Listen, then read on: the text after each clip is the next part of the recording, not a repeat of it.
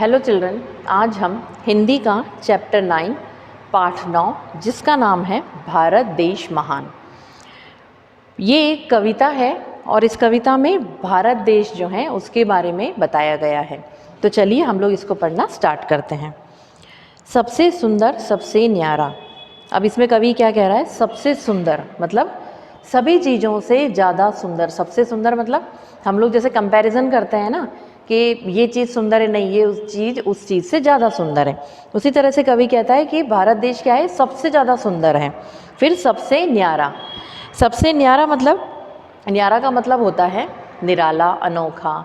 तो उसमें कवि कह रहा है कि मेरा भारत देश सबसे सुंदर है और सबसे न्यारा है, मतलब सबसे अनोखा है, सबसे निराला है, सबसे न्यारा है। भारत प्यारा देश हमारा। कौन है वो? हमारा प्यारा भारत देश। मतलब कवि इसमें ये कहना चाह रहा है कि मेरा जो भारत देश है, मेरा प्यारा भारत देश है, वो सबसे ज़्यादा सुंदर है और सबसे ज़्यादा न्यारा मतलब निराला है, अनोखा है। सारे जग से शान निराली। अब इसमें फिर कवि कहता है सारे जग से। जग मतलब होता है विश्व, संसार, दुनिया। मतलब इस दुनिया में या इस विश्व में, इस संसार में क्या है? इसकी शान निराली है। शान का मतलब होता है हमारी आन बान शान, यानी हमारा मान। भारत देश का जो मान है, आन बान शान है, वो क्या है? निराली है। निराली का मतलब अनोखी, न्यारी, प्यारी। तो सारे जग से शान निराली मतलब सारे विश्व में, सारी दुनिया में इस भारत देश की क्या है? शान जो है वो निराली है। चारों ओर छाई हरियाली। फिर इसमें कवि कहता है आगे कि भारत देश में चारों ओर क्या छाई हुई है? हरियाली छाई हुई है। मतलब आपने देखा है भारत गाँवों का देश है और गाँव में खेत खलियान होते हैं, फसलें उगाई जाती हैं। तो इस वजह से भारत देश में चारों ओर क्या छाई हुई है? हरियाली छाई हुई है। भारत में किसान वास करते हैं, बहुत से उनके खेत होते हैं, उसमें हरियाली ही हरियाली रहती है।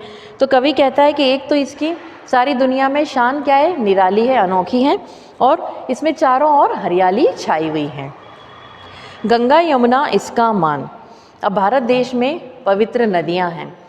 उन नदियों को हम किन नामों से जानते हैं? गंगा और यमुना। ये तो दो नदियां बताई गई हैं इस कविता में, बाकी और बहुत सी नदियां हैं जो भारत देश की पवित्र नदियों में गिनती होती है जिनकी। तो वो कहते हैं गंगा यमुना इसका मान। मतलब मान का मतलब होता है इसमें इज्जत। हमारे भारत की जो इज्जत होती है, आन बान शान होती है, वो क्या है? इस देश की नदियाँ, पवित्र नदियाँ। गंगा आपने नाम सुना ही है। गंगा में कहते हैं गंगा में नहाने से हमारे सारे पाप धुल जाते हैं, तो उसे बहुत ही पावन और पवित्र नदी का स्थान प्राप्त है, दर्जा प्राप्त है। यमुना भी। तो इस भारत देश में ऐसी पवित्र नदियाँ हैं जिससे उसका मान सम्मान बढ़ता है, मतलब उसकी इज्जत में बढ़ोतरी होती है। भारत प्यारा देश महान। फिर कवि कहता है इसकी लास्ट लाइन में, कौन है वो देश जिसमें ऐसी पवित्र नदियां हैं? भारत प्यारा देश, मतलब हमारा प्यारा भारत देश।